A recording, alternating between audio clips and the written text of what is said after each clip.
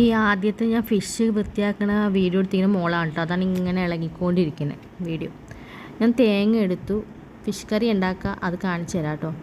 അപ്പോൾ തേങ്ങ എടുത്തു. തേങ്ങ ഒരു മുറിയാണ് ഞാൻ അരച്ചെടുത്തിരിക്കുന്നത്. ഇതിൻ്റെ കൂട്ടത്തിലിട്ട സംഭവങ്ങളൊക്കെയാണ് കേട്ടോ ഇത്. ഇത്രയും കുടംപുളി, ഉള്ളി അരിഞ്ഞു വെച്ചത്, പിന്നെ ഉള്ളി അരിഞ്ഞ് വെച്ച്, പിന്നെ ഇഞ്ചി നമ്മൾ ഇങ്ങനെ ചോപ്പ് ചെയ്തതാണ് കേട്ടോ. അത് ഞാനിങ്ങനെ അരിഞ്ഞ് അല്ലെങ്കിൽ അരയ്ക്കുക അങ്ങനെയൊന്നും ചെയ്യൂല. ഇഞ്ചി എടുത്തിട്ട് ഇടിച്ചിട്ട് ഇടും. അതിൽ ഉപ്പിട്ട് നന്നായിട്ട് മിക്സ് ചെയ്തു കേട്ടോ. മിക്സ് ചെയ്തിട്ട് ജസ്റ്റ് മിക്സ് ചെയ്യുക. നന്നായിട്ട് മിക്സ് ചെയ്ത് ഉപ്പ് നോക്കുക. അത് കഴിഞ്ഞിട്ട് സ്റ്റൗവിലോട്ട് വെക്കാം. 2 പച്ചമുളക് അരിഞ്ഞ് അതിലിട്ട് ഇടുക. പച്ചമുളക് അരിഞ്ഞിട്ട് കഴിഞ്ഞിട്ട് നന്നായിട്ട് തിളച്ച് കഴിയുമ്പോൾ വൃത്തിയാക്കി വെച്ച ചാള അതിൽ പറക്കിയിടുക. എല്ലാം ചാള നന്നായിട്ട് പറക്കിയിട്ട് അതും ഒന്ന് നന്നായിട്ട് ഇളക്കിയിട്ട്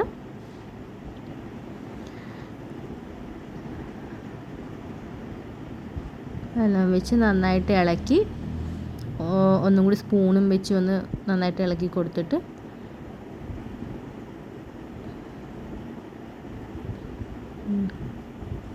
കഴിഞ്ഞിട്ട് വേപ്പില കഴുകി വെച്ചിട്ട് കുറച്ച് വേപ്പില അങ്ങ് അതിൻ്റെ മേളിൽ കൂടി അങ്ങ് തൂക്കി കൊടുക്കുക. അത് കഴിഞ്ഞിട്ട് അതങ്ങ് മൂടി വെക്കുക. പിന്നെ ഒരു സൈഡിൽ ഞാൻ ഫിഷ് വറുക്കുന്നുണ്ട്. അതിൻ്റെ റെസിപ്പി വേണ്ടല്ലോ, ഫിഷ് വറുക്കാൻ എല്ലാവർക്കും അറിയാമല്ലോ അല്ലേ. അപ്പോൾ അത് വറുക്കുന്നുണ്ട് സൈഡിൽ. അങ്ങനെ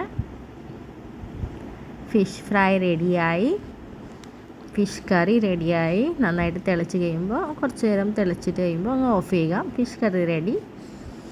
എൻ്റെ ചൂടോടെ ചോറും ഫിഷ് കറിയും ഫിഷ് ഫ്രൈയും ഒക്കെ വെച്ച് വയറ് നിറച്ചങ്ങ് ഫുഡ് കഴിക്കാം.